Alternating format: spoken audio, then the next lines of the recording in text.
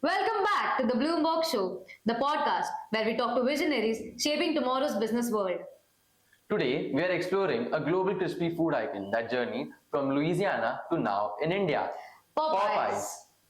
Famous for its bold Cajun flavors and signature crispy offerings, Popeyes quickly became famous around the world. When entered in Indian market, the move sparked tremendous curiosity. Would the international quick service brand adapt to India's incredible diverse palate and its high competitive quick market restaurant?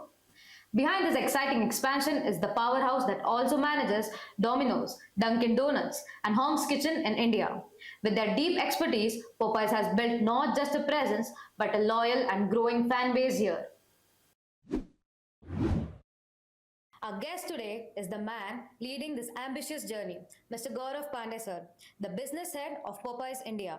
He has been instrumental in shaping the brand's India strategy, designing offerings that cater to both vegetarian and non-vegetarian consumers, and steering Popeyes towards becoming one of the fastest growing food brands in the country.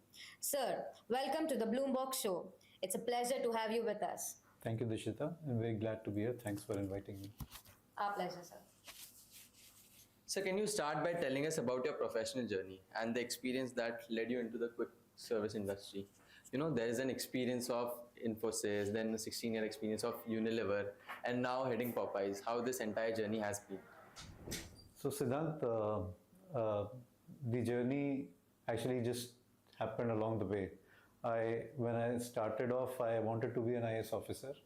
From there on, in my class 12th, I was very confident that I want to go to the Indian Air Force. I prepared aggressively for NDA examination, went for the interview, did not make through, so landed into my engineering college. After 4 years of engineering, those were the days when the software industry was booming, and the best jobs one could get was in software. Everyone wanted to be becoming a startup, joining a startup, or starting on their own in a software business.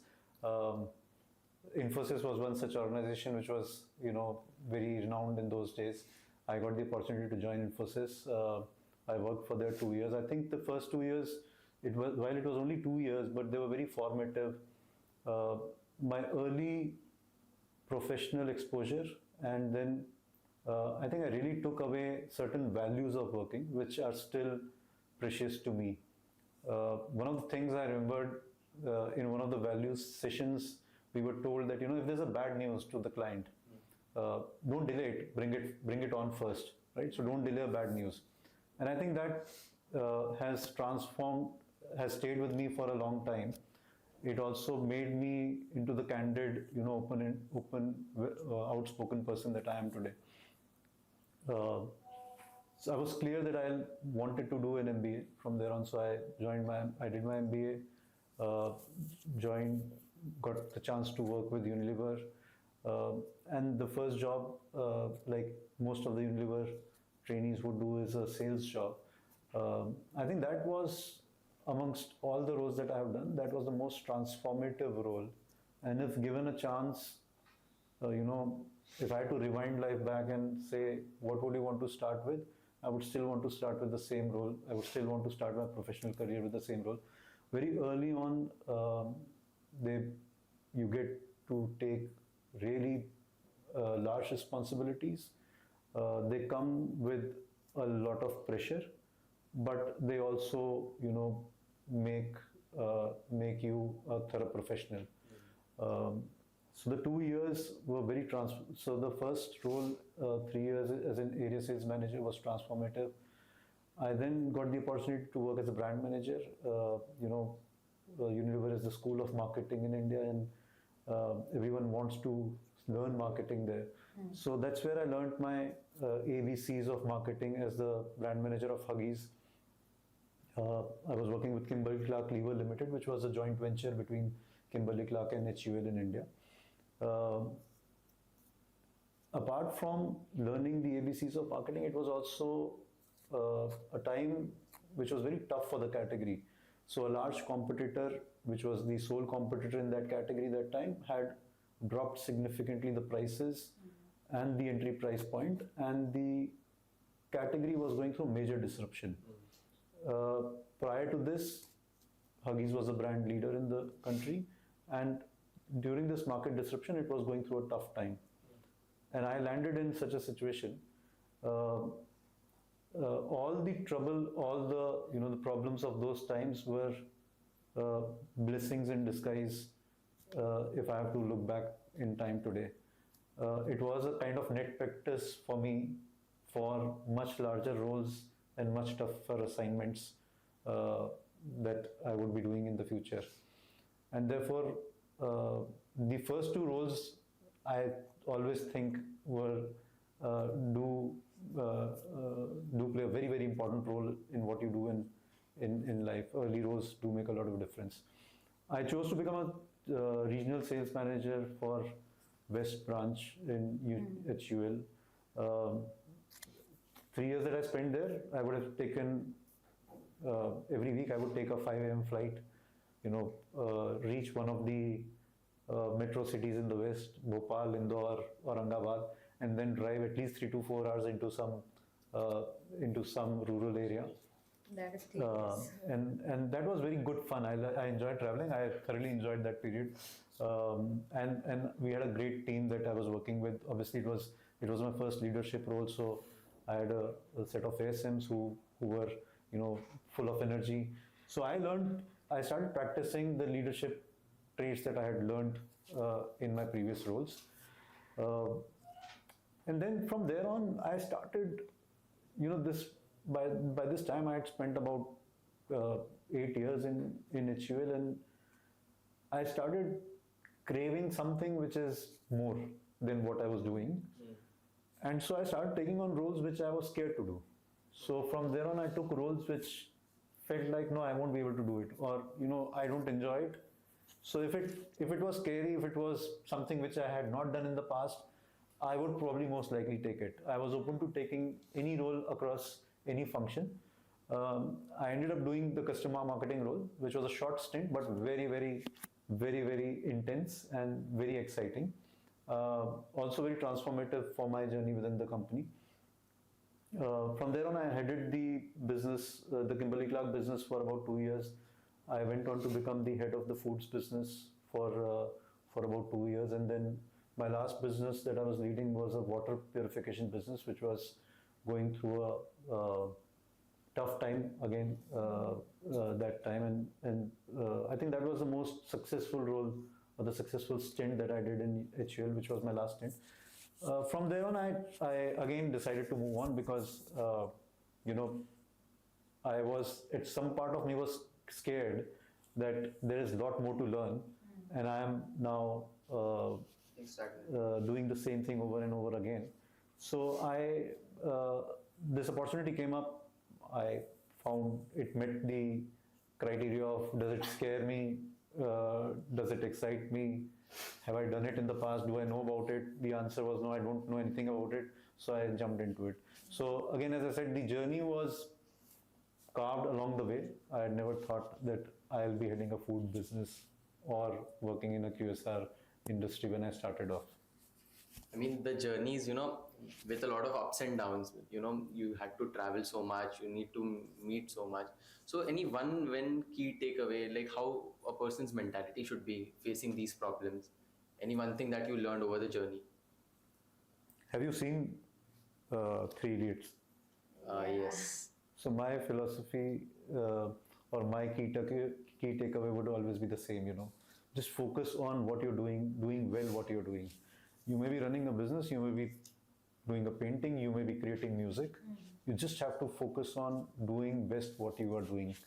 Excel in whatever you excel in what you're doing, and things will fall in place for you. So, sir, speaking of 3 Idiots and your previous answer, you never planned on doing engineering. So, did you regret it any time in the course of engineering that why am I doing this, or why am I even here?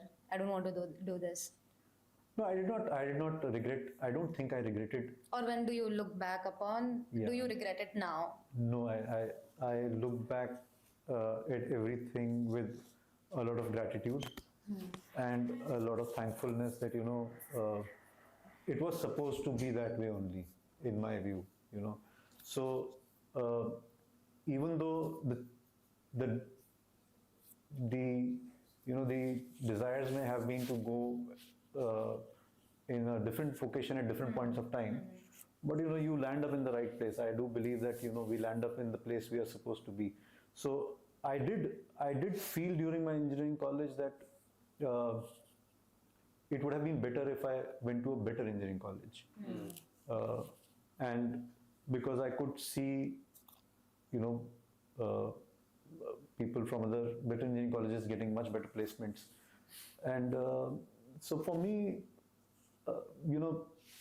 if you look at it, there's one feeling that I'm not in the right place, but then there's a lot of life ahead to correct it. So I was also very clear that if I do the next schooling or any sort of formalized education, I will go to a top-notch school known for being one of the best in its category. Right.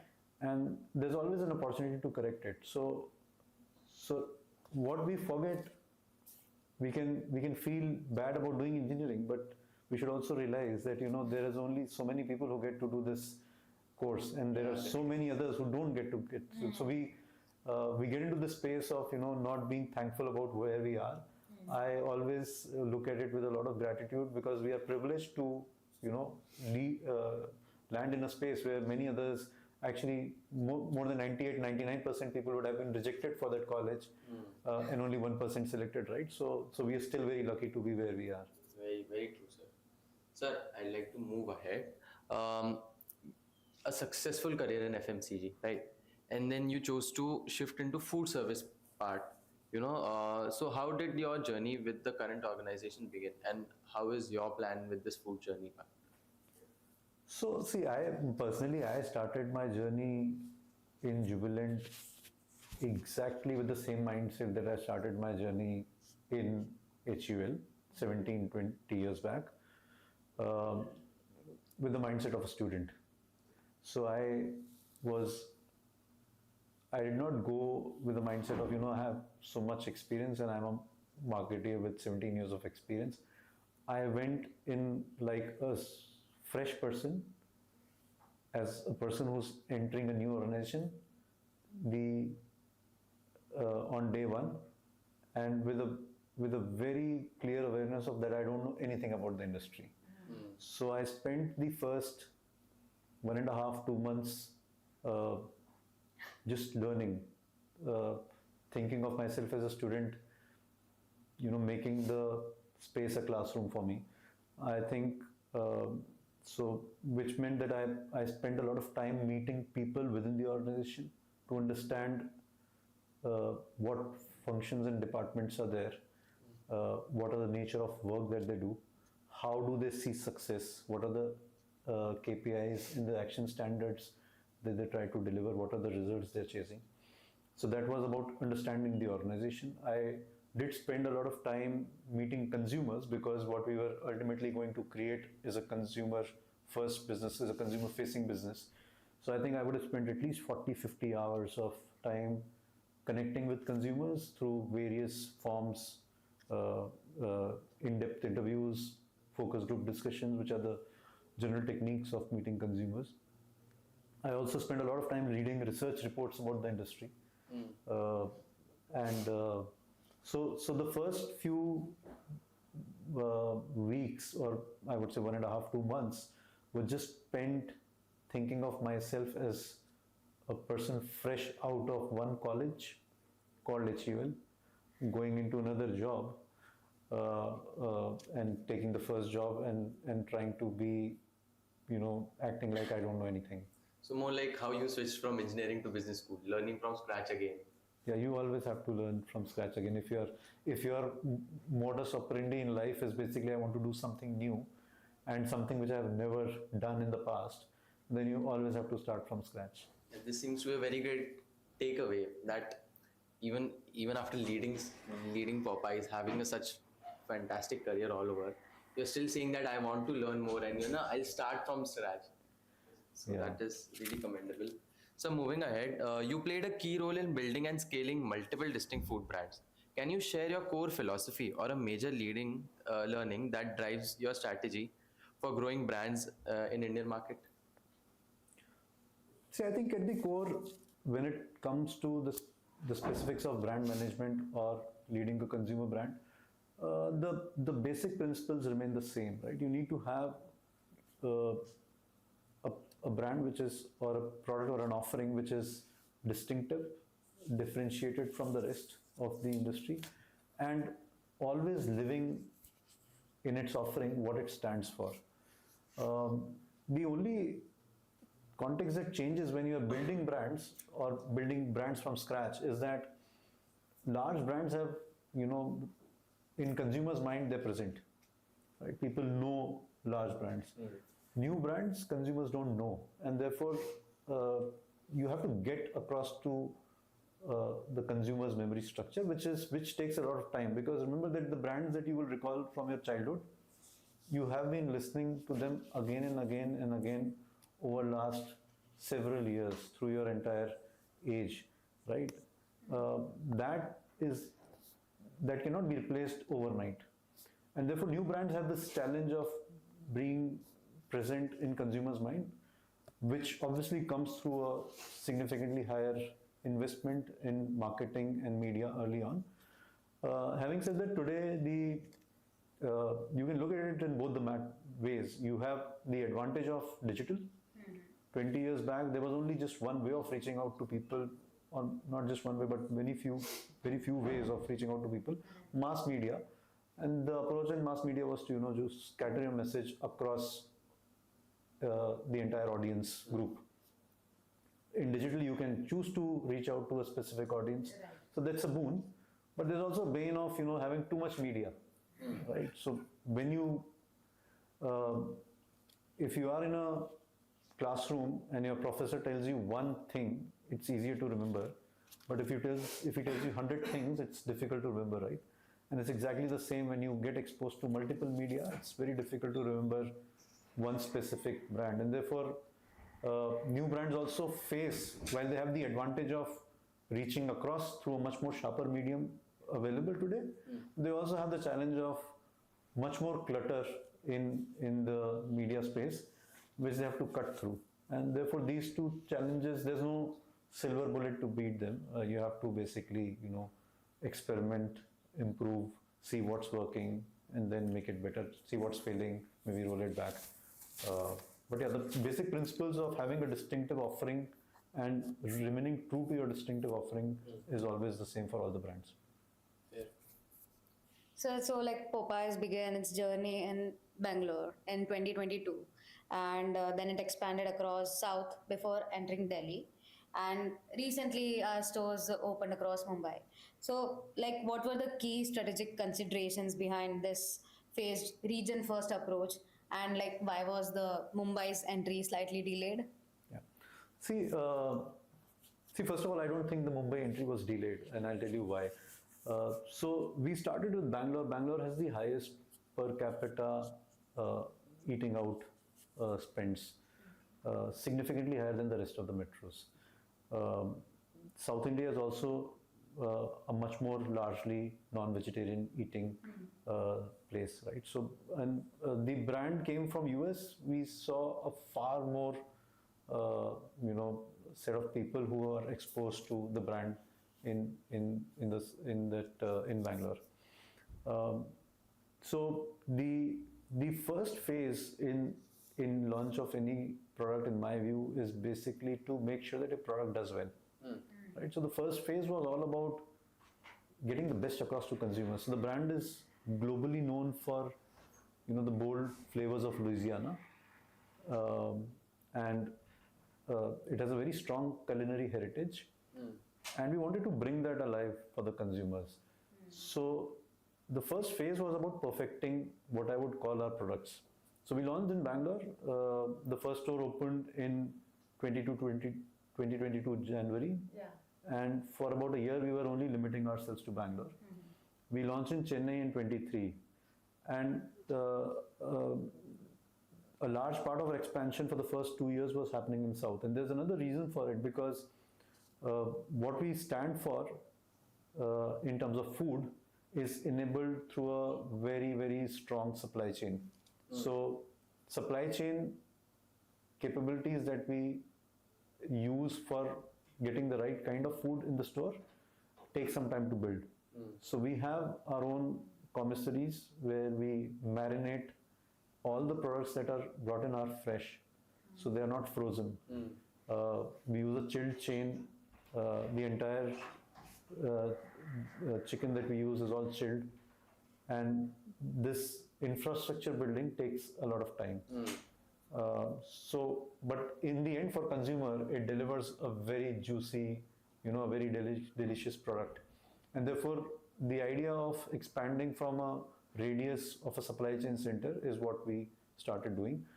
We opened the next supply chain center in Delhi last year, 2024, and we started expanding in North. This year, we have started activating our supply chain center in West, and so you see our presence happening in Mumbai. You will see us expanding much more aggressively now in Mumbai as well.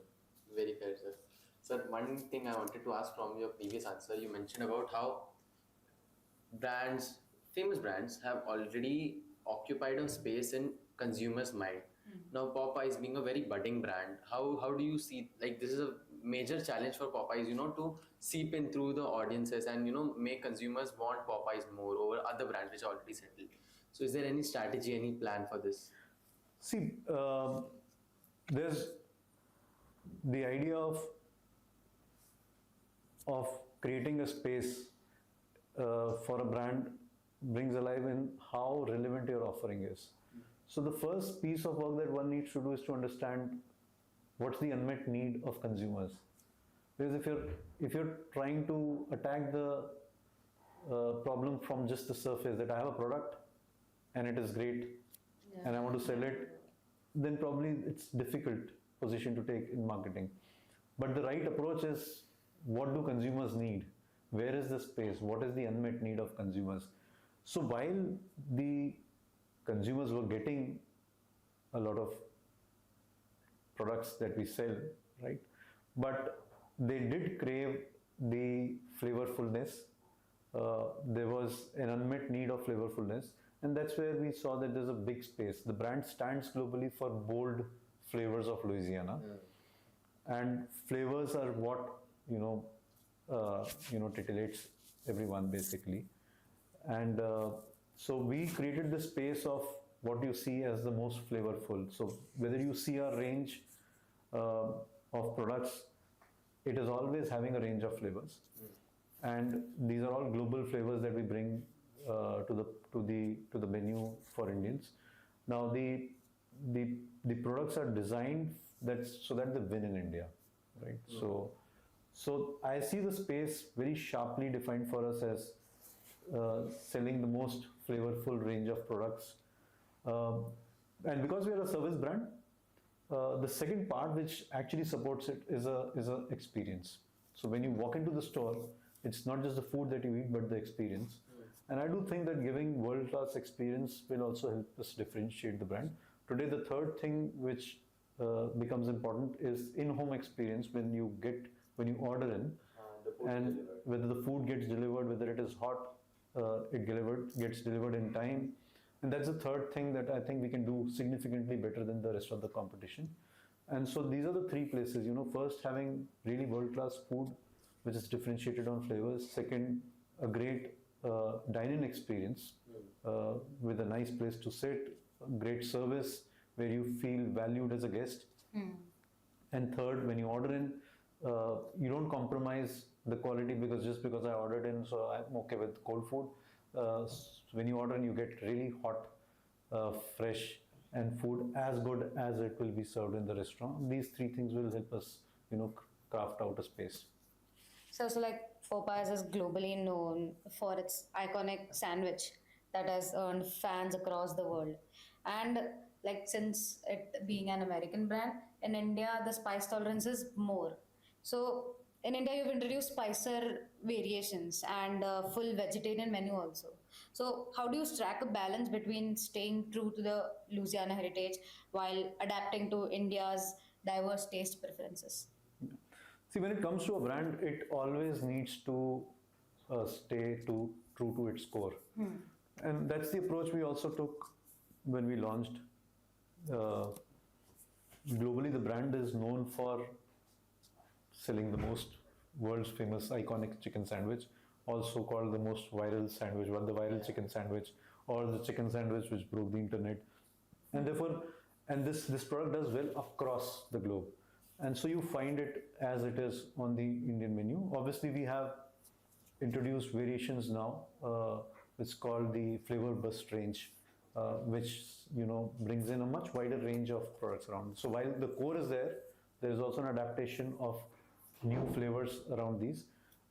Again, the second big core item for globally has been the original fried chicken, which has been served for 50 years now.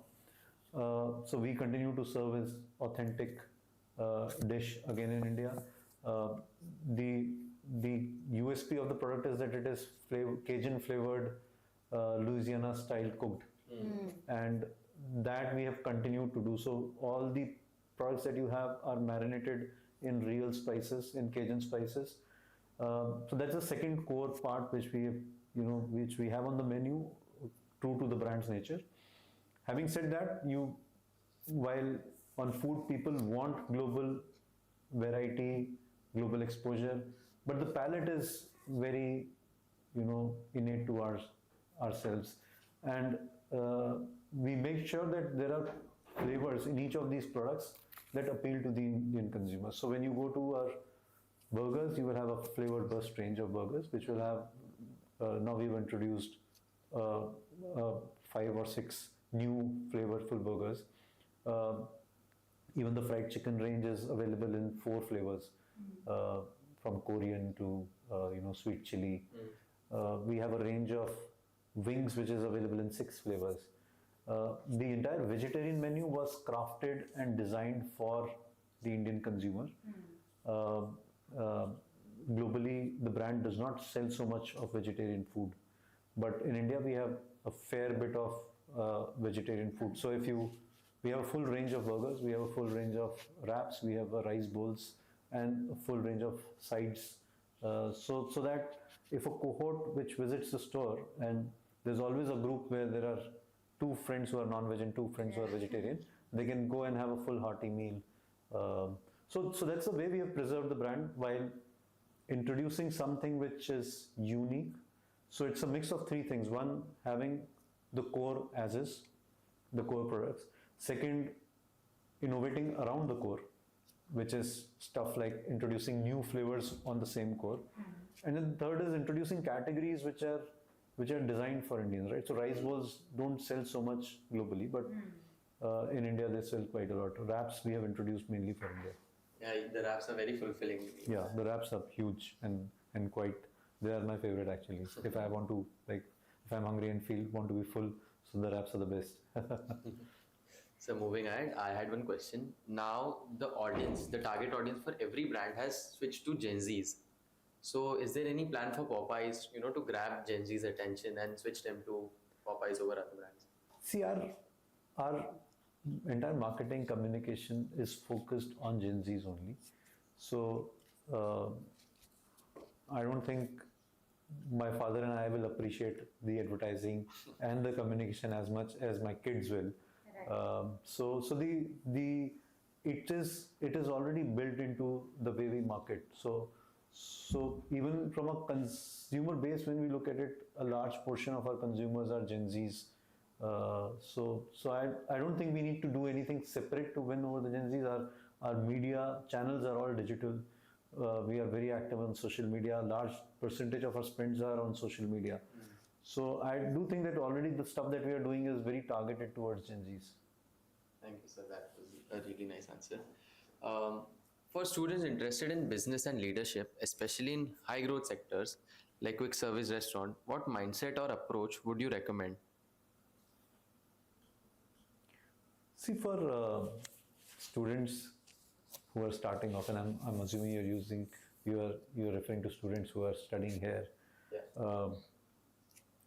I would say that whatever you are interested in, you have to be extremely passionate about it, first of all, right? So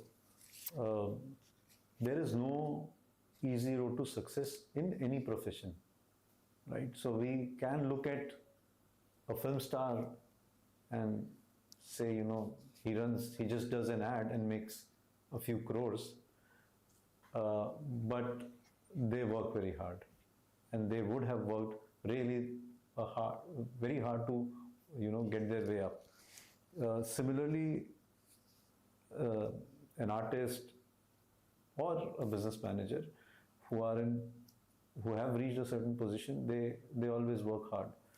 And so for me, hard work can only sustain when you're passionate about something. Otherwise, hard work is not sustainable. The chances of getting tired is very high if you're not really passionate about it. So one has to pursue what they are passionate about. Avoid pursuing what people around you are passionate about. Most of the times you will realize that we choose our professions not by what we want, but what the world generally wants. Right. And because that's in vogue, it draws our attention, and then we waver ourselves and wander ourselves away from what we are. So the most important thing is to know yourself, and you don't have to know yourself today. There's a long life ahead. You come to know yourself along the journey. But you have to be conscious of the fact that you are on a journey of self-discovery when you are doing any job that you're doing. So the first few jobs you may just choose by what excites you today. The second thing is, the learning agility in today's world has become extremely important, right? So you need to have a learner's mindset, because the pace of change is fast, and it's going to be even faster, right? So it is very likely that I may become outdated even after so many years of work if I don't learn what's required for me to learn. And therefore you have to be, as youngsters, you have to be really, really high on learning and acquiring new skills, whatever comes along the way. So I consider these two things extremely, extremely important at the early stage. That's a very, very true also. Sir, you previously mentioned that you'll be expanding aggressively across India, and now that you've expanded in western part also. So this rapid expansion often challenges profitability. So what key lessons have you learned about sustaining margins and managing costs while planning to aggressively expand? Yeah. See, we have a very simple, the retail in a manner is a very simple business. You have units, you have a store. If your store is profitable and you expand it right, then you have 2 profitable stores, and you keep on expanding, then you have multiple profitable stores. So what we call it as unit economics, right? So each store needs to be a profit-making unit. Mm-hmm. And therefore, as a retail business, profitability challenges can only come when you are not sorted out your business model. If you are not clear of, and a business model for a retail store like a quick service restaurant, and I'll give you 2 parallel models to give you an example of what this could mean. Like for a quick service restaurants, you will see the typical bill size will be about anywhere between 300 to 500, 550 rupees average, right? Depending on what kind of restaurant it is. And therefore, they will be of a certain size, right? So most of these can vary from 1200 to 2000 square feet. Now, the size decides how much rent you will give, that comes in the cost. The size also decides how many people you will keep. Some people you will keep in the kitchen to run the kitchen. Some people you will need by virtue of size to maintain the space. So the cost structures will keep on mounting. Right? Now you can very well realize for a large casual dining or a mid dining restaurant, which is very large, 3,000, 4,000 square feet, the cost structures will be very high. The nature of revenue will be very different, because there may be 100 bills, but each of value 3,000 plus. And for a quick service restaurant like ours, there will be the average bill size will still remain in the range of 300 to 500 rupees. You therefore need to have much more number of bills to be able to, and therefore the business model is designed. Now, there is no correct business model. There could be many possible business models. There is large format stores, there are small format stores, there are dark kitchens, there are casual dining restaurants. Each of them have a different business model, means the cost structures are different, revenue streams are different, and the ask on the revenue is different. So you need to know, you need to have the right business model which delivers profit. Once you have it sorted, second most important thing becomes the right selection of real estate. If you go to a right location, you will get the right level of revenues, and then your store will make money. So in retail, it's difficult to go wrong unless you are really not financially prudent.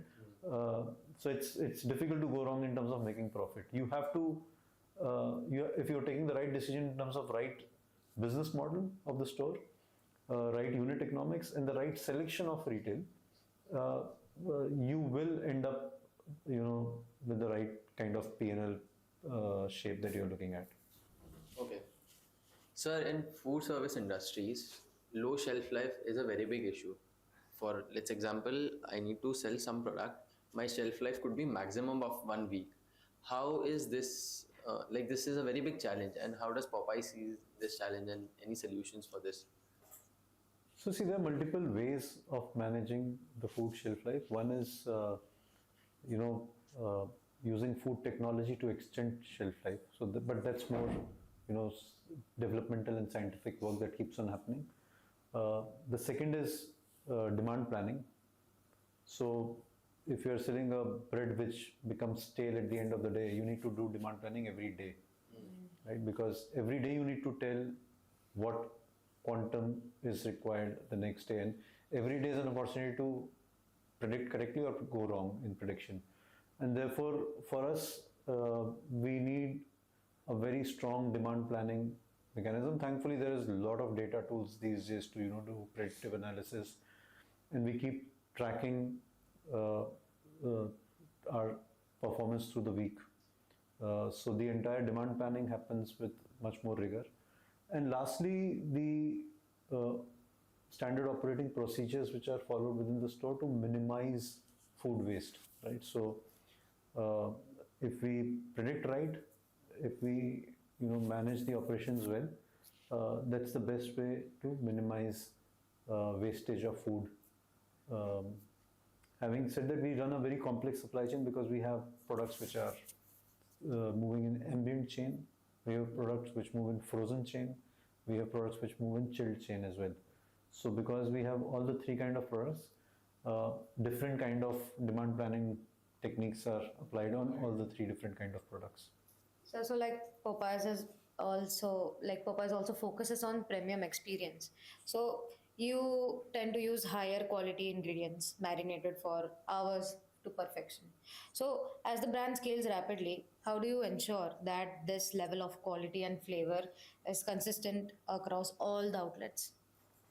See, the first thing is basically quality from the source, right? So in the foods business, one thing which can never be compromised is the safety and the quality of food. So both from a food safety and quality perspective, we follow the highest level of compliances, whether they are local or in some cases we will go for even standards which are better than the local compliance, go for even global standards for execution. The first check happens at every vendor that we bring in to procure raw material. At each point of time in transit through the entire supply chain, there are checkpoints at every stage. So if let's say a truck has moved from point A to point B and was supposed to carry a product in a chilled temperature, which means around 0 to 4 degrees, and the temperature went 7 degrees for 10 minutes, I will know that, and we'll take corrective action. Obviously not use that stuff because that's what we call as a temperature breach. Okay. So at each point of time there are tracking mechanisms to make sure that this is tracked. in the supply chain. Lastly, in the store, we have a very stringent level of implementation of standard operating procedures. Each person who's hired, there's a very large training team. As big as we expand our operations team, the number of people in store expand. We also expand our training team. So that there's a very strong training team put in place, which basically trains every resource before they start hitting the store and start operating the store, which makes sure that the compliance in the store is of the highest level. So whether the store is maintained well, whether the cleaning is done in a proper manner, the equipment is kept in the right place, not just food safety, but also there's a lot of electrical equipment as well as hot oil getting used. So whether the safety mechanisms or the procedures are being followed to make sure that the food is safe for sure, but also employee safety as well is taken care of. Very true, sir. Moving ahead, if you could recommend one habit or a daily practice for aspiring leaders, that would prepare them for future leadership roles. I think the one habit which one can inculcate early on is the habit of reading and mindful reading. I won't call mindless reading on internet. I don't think it counts. I think it's scrolling. Yeah, no, even if you're randomly reading articles from feeds which are disconnected, it's good for a time, but it's not a good habit to build. A good habit would be to mindfully read, which means that you choose your topic, choose the book that you want to read, and then read it with an intent to learn. I do think that my habit of reading has played a lot of role. In the times when I grew up, tier 1 towns were not as developed as they are today, and tier 2 towns were definitely not as developed, and therefore there was very little exposure. You couldn't go onto a machine to figure out. So if the entire reading was on a newspaper or a library. So I remember that I used to have subscription to libraries where we used to go maybe spend hours searching for a book first, and then like the price position of finding a book which you would be searching in a library from the long aisles, and then reading it. Reading is your gateway to imagination. So I do think we didn't get much exposure, but the lack of exposure was always compensated by the quantum of books that I read. And therefore, you may not be able to travel to the moon, but you can always read about what it is like to travel to the moon. Right? And therefore, you can gain a lot of knowledge. Again, the most important thing is to be very, very disciplined about how you read. Again, I would call it out that a lot of mindless scrolling on internet is not what I would call reading, but very guided, designed for a purpose, specifically chosen books. As they say, you have to choose the books that you read carefully. They can really transform and really set you up for a great career, whether you are going into business or any other space. It will just make you a good human being. A very well-read human being is always a wise person. I think you put it very well, sir. And we come to the end of our questions. And so from scaling multiple food brands to understanding India's complex consumer landscape, today's conversation reminds us that business success isn't just about growth. It's about vision, consistency, and a deep understanding of your customers. Thank you, sir, for sharing your journey and your valuable lessons with us. Thank you, Dishita. Thank you, Siddhant. Thank you for having me here once again. It's our pleasure, sir. Actually, our pleasure. Speaking with the business head of Popeyes India today was truly inspiring. Gaurav's insight on brand localization, market challenges, and balancing rapid expansion with a commitment to quality showcased what thoughtful, strategic leadership looks like. If you like today's episode and want to learn more from the business leaders, Make sure that you subscribe to the BloomBox Show. Make sure you like, share and subscribe to our channel.